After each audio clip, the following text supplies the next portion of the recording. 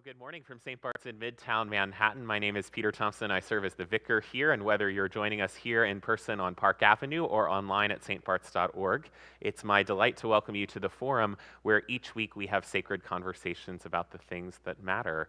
And it is a special delight this morning to welcome back to St. Bart's the Reverend Dr. Serene Jones. She is the 16th president of Union Theological Seminary, uptown in Morningside Heights. She began as president of Union in 2008, and before that taught for 17 years at another fine institution, Yale Divinity School. President Jones, it's great to have you here. I'll just say before handing it over to her that we have two of President Jones's books, although one of them we only have one copy left in the bookstore. They've been popular, Trauma and Grace, and then her most recent book, Call It Grace.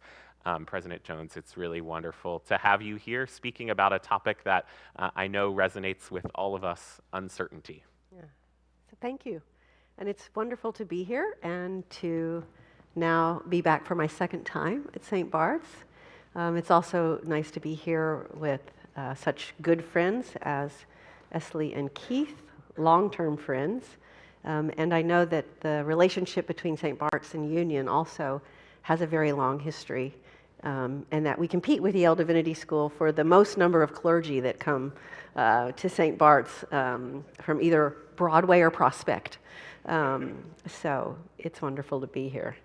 This morning, I wanted to talk to you about a project that I am at the very beginning of.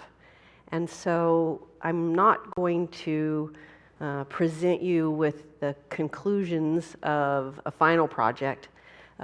This isn't even a project that I've clearly formulated in my own mind what it's about, but it seemed to me to be a very timely project. And that is the topic of uncertainty. So I'm uncertain about uncertainty this morning. And I'm uncertain both as a person in this world today and also as a theologian, uncertain how to talk about it. A prior book, not Call It Grace, but a book I wrote called Trauma and Grace, has that at the core of it, reflections on the cross. And I started that book very uncertain as to what I was going to say about what the cross tells us about how we deal with trauma in our lives. And I thought if I stared at the cross long enough, just with intent focus, and read materials, read the history of engagement, read the scriptures, and then just engaged in my own meditation and reflection on it, somehow what was to be revealed would become clear, and I would have sort of a framework for thinking about how trauma and the cross are related. And 10 years of doing that, and still nothing came. I ended up with 3 different ways of thinking about the relationship of trauma to the cross, 3 different ways of framing the story, but no answer to the question. And I think that in the world of theological reflection, uncertainty or living with ambiguity is one of the greatest challenges, but is also a constant reality. One way of thinking about what the task of theology is summed up in the very famous quote by St. Anselm, who says, "Theology is nothing but faith-seeking understanding." So what I do as a theologian is think about communities of faith, our lives of faith, how we live in response to God, and try to understand what that means so that we can do it ever more faithfully. So the topic of uncertainty. How did I come to this topic? So there's really 2 answers to this question. One is, of course, we are living in very uncertain times. And in the process of getting ready for today's reflection, I listened to the past 4 forums, and the word uncertainty came up time and again. So I know that collectively you have been reflecting as a Christian community on the challenges of this moment in time. And the challenges are enormous with respect to uncertainty, and they affect people differently.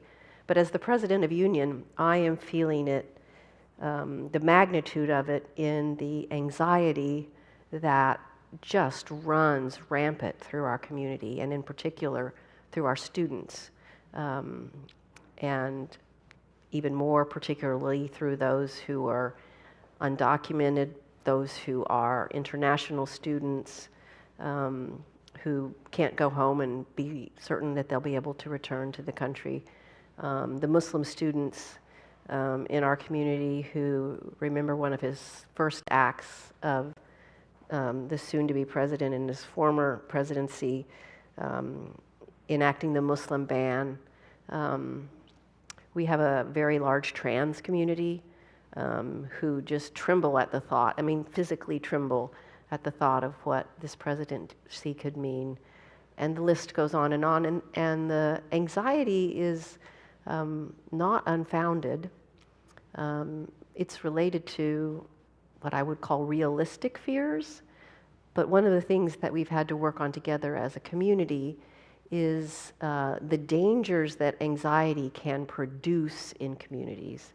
One is, of course, what we all do when we get anxious, and that is to catastrophize, to go to the worst possible case scenario, and then that catastrophizing can often spin out of control and paralyze us. The other thing that can happen in communities when anxiety rises is you begin to look around you for somebody or some group to blame as a source of your anxiety. Just thinks if you can, in fact, locate it somewhere and isolate yourself or isolate them, then you can somehow manage that anxiety. I'm going to come back in a little bit and talk about Soren Kierkegaard, who thought a lot about uncertainty and anxiety, and the sort of long history of reflecting on this and the different ways theologians have looked at how faith communities in particular deal with anxiety. The second part of how this topic of uncertainty and the anxiety related to it, if I were to rename my talk, I would rename it Uncertainty and Anxiety. Maybe it was 2 weeks after the election, and I was in the James Chapel at Union listening to a Dharma talk by our professor of engaged Buddhism. We have a program now. Hello, Meredith. Good to see you, another Union person. It's nice to see you. Yes. And he was talking about the role that uncertainty plays in Buddhism. And I'm going to butcher this terribly because I'm not trained in Buddhist practice. But as he explained it briefly to an audience that was not necessarily familiar with the basic tenets of Buddhism, he said that a central insight of the Buddha was that everything in our world is profoundly interconnected and in a constant in a constant state of flux and change. And that the most common way that people manage that constant flux and change is to find some sort of construct, mental construct, that you can pose upon it to manage your anxiety about the uncertainty embedded in that constant change. But the Buddha goes on to say that you're never actually free to experience the world in its constant co-arising and its profound interconnectedness until you interrogate all of these constructs that you impose upon it to pin it down, and you let them go, and you become comfortable. In fact, you find yourself yearning for the state that your mind rests in when uncertainty is not a challenge to you, but a yearning for you. And this is to achieve Buddha-like consciousness. So I was listening to this, and as I always do as a Christian theologian, it always sets my mind going about, do we have anything like that in Christianity? Where in the Christian tradition might we find notions of uncertainty? And my mind immediately went to the cross. And of course, I'm sure at St. Bart's you've had during Lent and during Holy Week time to reflect on the last words of Jesus. But I was struck by two of those last words. One is his statement, oh God, why have you forsaken me?" It's a statement embedded in profound unknowing. I mean, Jesus is asking, why is this happening? Talk about uncertainty. It's uncertainty at the peak moment of the Christian tradition. And that is the crucifixion, that peak moment in which we say not only do we witness the crucifixion of Jesus on the cross, in the death of Jesus we experience, in a sense, the death of God, as God has taken on our humanity. So when you think about that statement, oh God, why have you forsaken me? It's not just a question about Jesus' own uncertainty. It's a question that reaches straight into the heart of who we imagine God to be. And what would it mean to think about God in terms of uncertainty? It's very sort of disorienting to think about God that way, because so often in our lives, even at an unconscious level, even if we know better, even if we're in our churches trained to think in more nuanced ways, God is the great sort of stabilizer of our lives. God is the one who, even if God is not constantly controlling everything, at least God knows everything. And at least all of our lives are somehow, to use a classic term, written in the book of God. That somehow all that is unfolding has its stability in the divine. If we can find it nowhere else, we find it in the divine. But what does it mean to locate uncertainty in the place where we seek the most profound stability? And then the second words that struck me as I was sitting there with the Buddhist words washing over me was the words of Jesus, forgive them, they know not what they do. That the last statement that Jesus makes about the character of our human existence is that we don't know what we're doing. That's quite profound. Jesus doesn't say, oh, behold these certain people, behold the righteous among us. He says, you all don't know what you're doing. And God be with you. Forgive them, they know not what they do. So here at this moment of Jesus' death on the cross, we confront the uncertainty of Jesus, the uncertainty of God, and there is a pronouncement about the uncertainty of our existence as human beings in relationship to God. That then brought me, in terms of this morning's reflection, to thinking about the season that we're in, the season of Advent, and to zero in reading the birth narrative of Jesus on all the different ways in which uncertainty runs through the story. We like to think about it as the beginning point of the core Christian drama, when the incarnation becomes a reality. And in the incarnation, Christians find their sort of anchor point.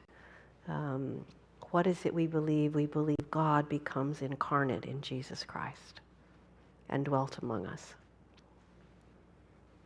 A very certain statement. If you can anchor and stand on something strong. It is that incarnation. And yet you look at the story and you look at all of the ways in which the instability of the coming of God into the world is much stronger than its stability. Mary and Joseph are traveling to Bethlehem as immigrants, and they're obviously undocumented because they have to come back to Bethlehem to register so that they can show they belong in the land, because they're existing under the conditions of the Roman Empire, which requires they have their documents available. So they've set off on this journey in very uncertain political times, terrified. She's 9 months pregnant, and they're on a donkey going to a city that they haven't been to for a very long time to try to prove that they belong in the space in which they live. And then the story goes on, talk about uncertainty, to go into labor and to not be able to even find a room inside a house to have your child, but to be sent to the barn to give birth in straw. Imagine the sort of terrifying uncertainty that must have existed inside of the heart and the body of Mary, and the experience and anxiety of Joseph as they walked into this dirty barn and realized that their child would come to life on the floor. And then we go on to hear the story of the shepherds who have the angels come to them and announce this glorious thing that is happening. And they're told to go to this barn and behold it. But what is their reaction to that? They are terrified. They're not like, oh, goodness, this is so wonderful. Let us go rejoicing. They're terrified. They don't know what to make of it. The story's riddled with uncertainty that runs through the lives of these shepherds, whose lives themselves remain uncertain as they sleep in the pastures at night. And then it's interesting, even the story of the wise men journeying to behold the birth of the Messiah, they get lost along the way, and they have to stop and ask for directions. Of course, their asking for directions creates all sorts of problems, because in asking for directions, they alert the Roman Empire to the fact that people believe the Messiah has been born, and the empire then responds to the king by what we hear in the scriptures. It's not clear if this is a true story or apocryphal story, but of the slaughter of the innocents, where the Roman Empire decides to kill all the male children to make sure they get rid of this one Messiah, which is a threat, they think, to their power as Rome. Of course, the Magi do not reveal the location of the child when they finally discover him. But even uncertainty is rushing through the empire itself. Obviously, they're uncertain enough about the grip of their power on the people that even the rumors of the birth of a Messiah create in them enough anxiety to call out for a massive, indiscriminate slaughter of Jewish male children.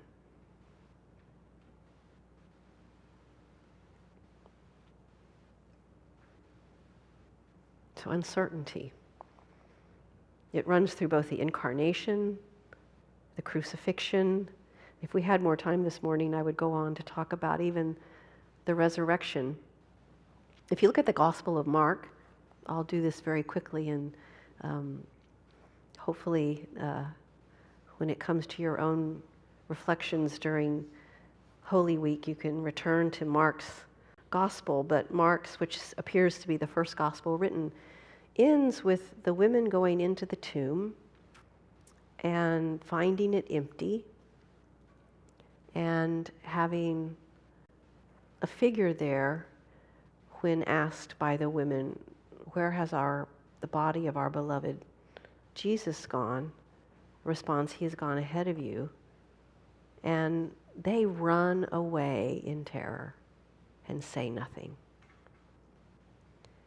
Now, since the beginning of the Christian story, communities who find this story sacred have had a hard time managing uncertainty, because we see in the Gospel of Mark, someone comes along centuries later and slaps an ending on it that tells them, oh, and yes, the women went on to find the disciples and tell them that Jesus was risen, and then the risen Christ, came and taught them, and on and on and on. And hence we find the ending of the other Gospels.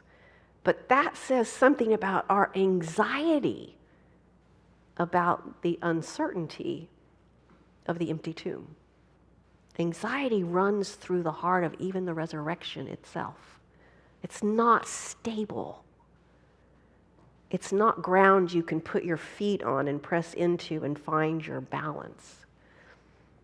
And in fact, trying to find balance in the Christian life and looking for it in the reality and presence of Jesus in the world, in his birth, life, death, and resurrection, is a very daunting task. And theologians throughout history have wrestled with this. I could go through the history of Christian theology and explain to you how from St. Augustine to Abelard to Anselm to Aquinas to Calvin and Luther and on into the present day. We could look at Union alone and how Reinhold Niebuhr and Paul Tillich and James Cone and Dolores Williams all dealt with this question of uncertainty. Even our most recent theologian, Christopher Morse, uncertainty sat at the center of all of his theology. But I want to turn our attention to the theology of Søren Kierkegaard. How many of you in here are at all familiar with Kierkegaard? Oh, a good number. Great. So you know where I'm going already, because there's no bigger category than uncertainty and anxiety for Søren Kierkegaard. So Kierkegaard recognized, and I consider him to be sort of the founding thinker of 20th century, although he wrote way before the 20th century, of what became eventually 20th century existential thought. He looked at the life of the human beings, and as the existentialists did, we see this clearly in the existential theology of Paul Tillich. He saw at the very core of all that we do our yearning for stability, our yearning for solid ground to stand on, and the enormous anxiety that creates in us. And for Kierkegaard, it's wrestling with anxiety and the quest for certainty, and our fear of uncertainty is the main quest of all our lives, and how we deal with it is going to determine in crucial ways who we become as a Christian. So he begins by talking about the different ways in which people can manage the uncertainty, the existential uncertainty, the anxiety of not knowing how to predict the future, not knowing what will become of your life, not knowing what the meaning of your life is, not knowing what even this afternoon will hold, much less tomorrow, and recognizing the lack of control you actually have over events unfolding all around you all the time. Our lives are racked with uncertainty because that is the reality of human existence, and the anxiety it produces is core to who we are as people who like to be able to predict and control. So he says the first and most common reaction is for people to do everything in their power to try to deny or ignore that uncertainty, to just pretend like it's not there, sort of shut down, find a nice rule of order they can impose upon it, and go about their business. And he says that's actually the most common way. And next to the fourth way, which is the one that Kierkegaard himself desires, is the most human, is to just simply step back from it and just repress it, refuse to engage it.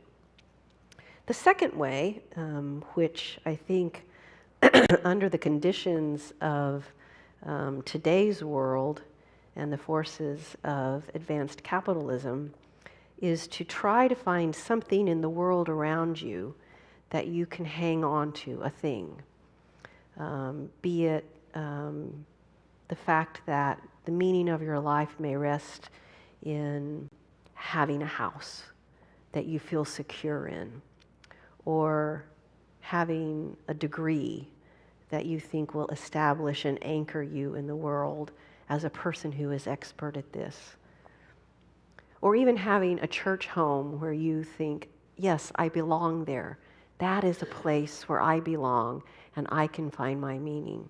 All of these Kierkegaard describes as grasping at things around us, be they a community or be they an object, be they your own family, be they finding the perfect partner, or becoming confident in the fact that not having a partner is your stable point.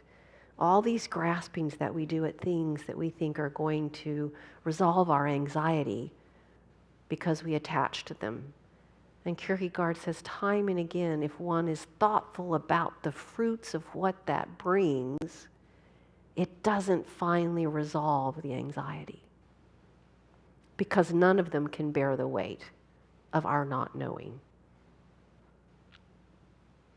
The third category he uses is one that you see most often. Having spent time at Yale Divinity School and Union Theological Seminary, I can tell you it is ripe in both places. It describes my own life in terms of the place where I sought certainty, and that is to grasp for what Kierkegaard calls ethical certainty. That I am going to find a set of ethical norms and I am going to stake my life on them.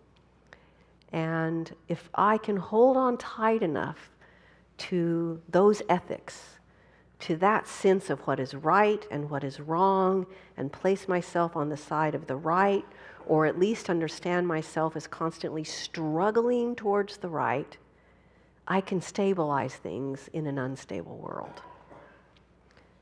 And he said the righteousness that comes from this desire to find an ethical stable point for your uncertainty is perhaps the most dangerous of all. Because when you become certain that your ethical framework is absolutely correct, and you stake everything you have on it, those categories of the righteous and the unrighteous become, in a social environment, have the capacity to become extremely dangerous. And I think we're living in a political moment when we can see what that kind of Christian righteousness about knowing exactly what is right and what is wrong produce a kind of, we see it in the United States taking a form of Christian nationalism, which never questions itself. In fact, applauds with great excitement its certitude. There are no cracks in that certitude. We know what is right and what is wrong. There is no ambiguity. And how dare you even push back against it with questions? And you can see, and I think we'll see this in the years ahead, the kind of anxiety that undergirds that state of righteousness. Because underneath it is a country that is rife with anxiety about what the future holds for us. Rife with anxiety about the economy, about the loss of work, and will it ever come back, about inflation, and we go on, and we can come back to this question of why in this moment anxiety has given rise to this third form of ethical righteousness that is so dangerous.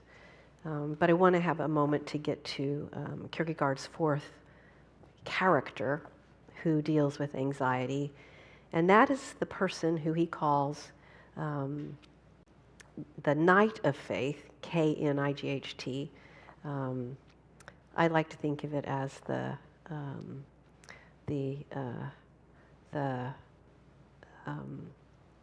to remember what the term I last used for it, but the what? Sword maker. Yes, the sword maker. Yes, the sword maker. That's good. And this is the person who comes very close to something like what that Buddhist professor was describing, in that they are able to look the uncertainty of life in the eyes, if you will, and to accept it, even to the point of accepting uncertainty with respect to the very character of your faith itself. Uncertainty with respect to even confidence in your knowledge of God. Uncertainty even with respect to who you understand Jesus to be. And to, in the face of full acceptance of that uncertainty, to do what Kierkegaard describes as take a leap. And it is a leap into the air, over the great abyss of what he calls the abyss of nothingness, the abyss of despair, and to take the risk in that leap of finding ground in the nature of God's grace, which is a freely given love that is constantly, by nature of it being freely given, uncertain and yet present, that one finds the true quality of faith. And for Kierkegaard, in finding that, one has the capacity then to return to the ethical moment, but at this time, when you return to it in the context of a leap of faith that lands in grace, you're able to manage the ethical moment with the grace of humility that comes from knowing the nature of uncertainty, the character of human brokenness, the fragility of our judgments, and the capacity to stand in that ethical moment, recognizing all of that, and but act in a way that one acts with a kind of confident humility, which never stands on the stable ground of absolute certainty. So I realize I have gone on now for half an hour. I was told to talk for half an hour, but I want to just end with two comments. One is, if I had had more time at the beginning to talk about the context in which we find ourselves, I also want to say something about the role that science is playing in our understanding of reality and the kind of anxiety that's producing and how we manage uncertainty. And that comes from looking at what's happened in terms of quantum mechanics or quantum theory. So we're now told there's probably 10 or maybe 11 dimensions to reality. Now, if you read enough about quantum theory, you can begin to understand something about what that means. And it's stated with a kind of scientific probability that verges on certainty. And yet, when it comes to our daily experience, does anyone have any idea about what it means to live in 10 dimensions?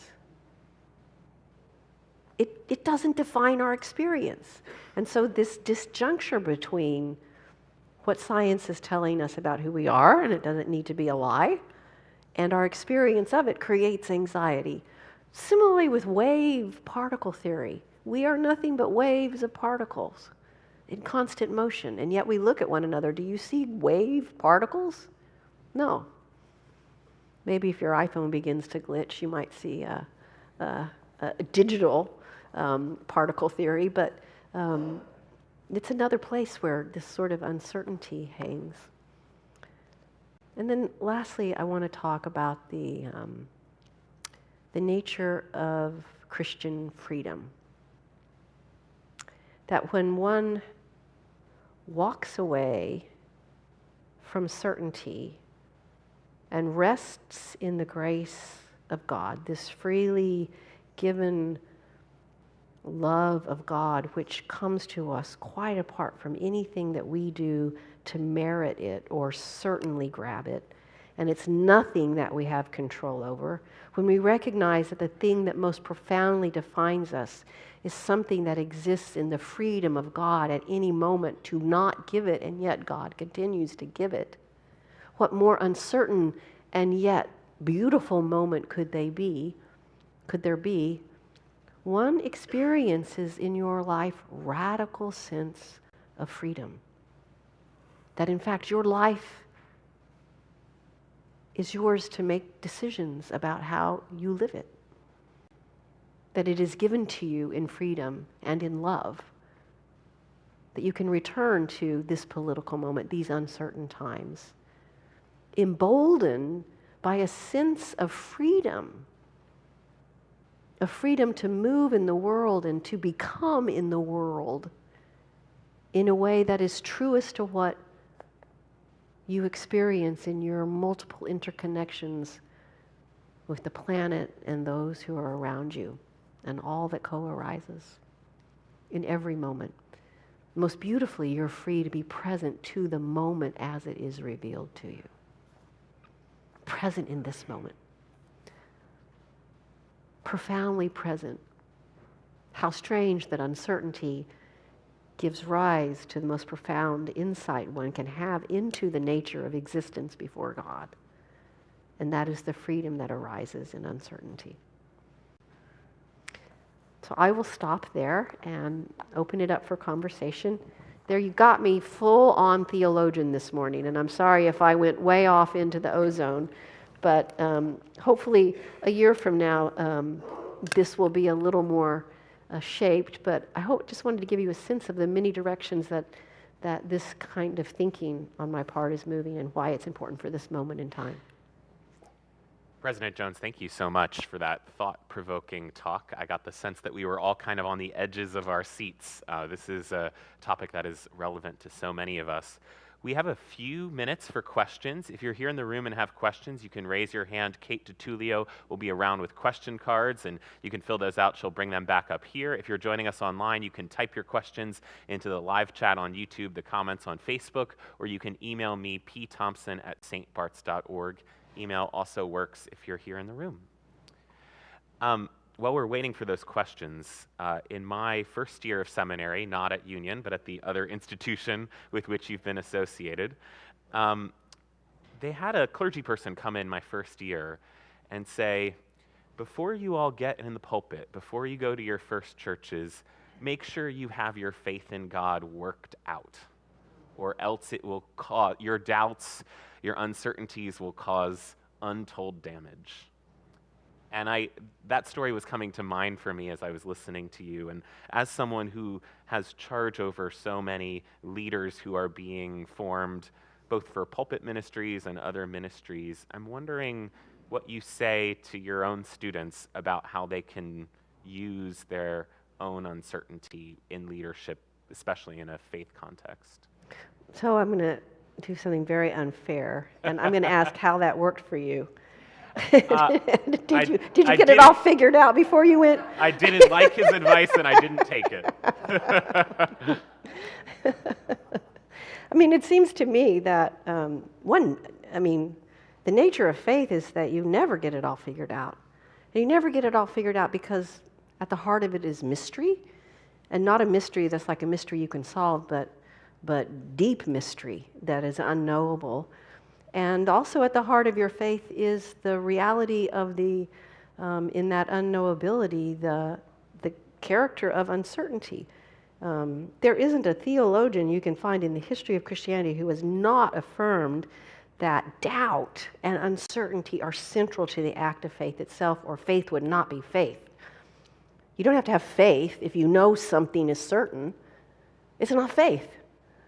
I mean, this is Kierkegaard's point, is that faith is a leap into the doubt and through the doubt, and never lets go of the doubt, and yet finds grace in its midst. So I think pastorally, in times like this, telling people that with respect to faith they shouldn't be uncertain, or that uncertainty is somehow something you need to get over before you can be a pastor or even a parishioner, is just unrealistic with respect to it's more important to help people manage the nature of uncertainty and anxiety as it arises, and help people sort it through and figure out what it means to live with it with integrity. Is that kind of the path you took? Absolutely. What kind of pastor was that? It was an Episcopal priest. I won't name names. Saint Thomas the Apostle. How do you make sense of him and his story in the context of uncertainty? Yeah, so I have a very interesting way of looking at Thomas, and this is something that I did not get into today, but a lot of my previous work is in the area of trauma and how people who have experienced events of overwhelming violence against which they feel powerless to respond, be it communities of people, individuals, be it generational, historic, social, how those events of violence affect us. And one of the most profound impacts of trauma on persons is to shake their ability to have confidence in other people, to trust. And one of the ways in which I look at Thomas's doubt is when you think about the disciples in the wake of the crucifixion, having watched their leader, their beloved leader, be tortured to death and hung on a cross up in front of a crowd, and then having had to face in the midst of this awful, horrendous, beyond imagining event, to have had to wrestle with their own disbelief in him, their denial of him, their acting as if they're not a part of the very thing that is destroying them in its own destruction, that Thomas is totally traumatized. All the disciples must be sort of caught in this moment of a shattered world. And so for Thomas to doubt, to not trust this man who comes walking in, makes perfect sense. But it's interesting that Jesus doesn't reveal himself by, turning into a golden glowing figure. Jesus puts out his palms and shows his wounds. And in a way, it's like saying the place of the greatest brokenness, call it uncertainty, bring up anxiety, that is where I am, and that is where you know me.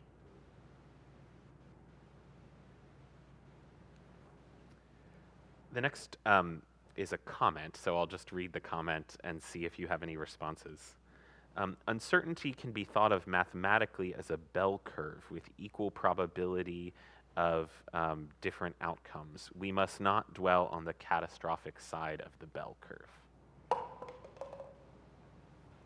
I can agree with that in terms of a general practice. And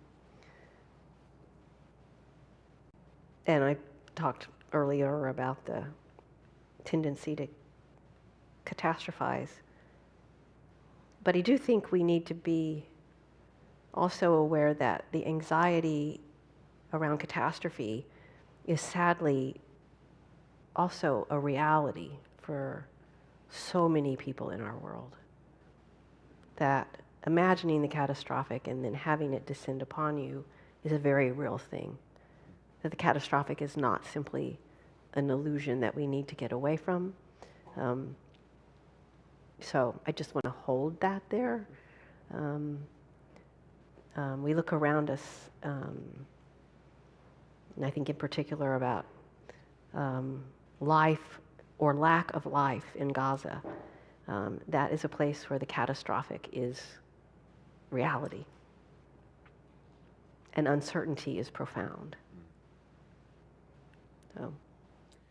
The next question is from our online audience. Someone asks, how can one love what is truly unknowable?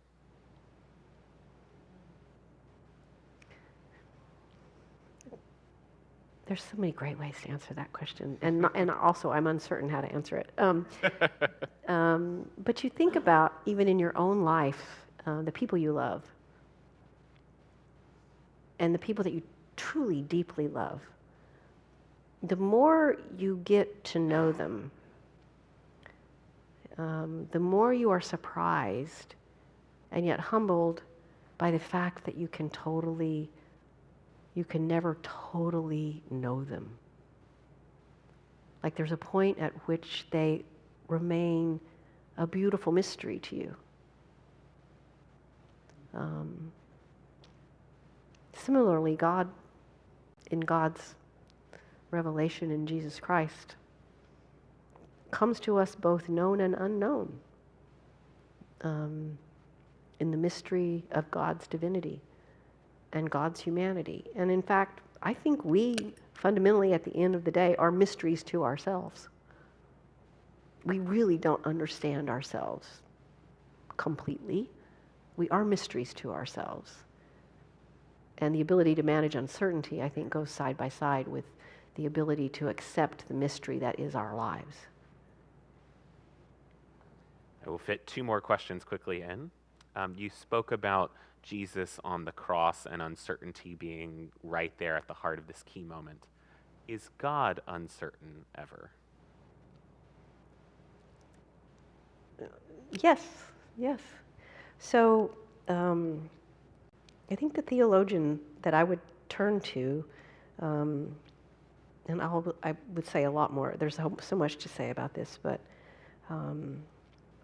we like to think of God, so the one I would turn to would be Karl Barth, who's the last person most people would think of around uncertainty, but we like to think, as I said earlier, as God as the great stabilizer. And yet, constantly in Scripture, we are hearing the phrase, "Behold, I am doing a new thing." Behold, I am doing a new thing. And that life itself is constantly revealing itself to us in ways unexpected and in ways, in fact, impacted and affected by what it is we do. That life is not somehow planned out by God and we're just living out a story that's already been told in the divine mind. That actually, if our lives are lives in freedom, if we believe in grace, we are given freedom to live and to love, then there is deep uncertainty in the heart of God. Because God, as this force of creative love, is always setting before us possibility into which that freedom moves. And that means there is, in a sense, deep uncertainty in divinity, because that's what allows for the creativity and possibility of freedom and love becoming.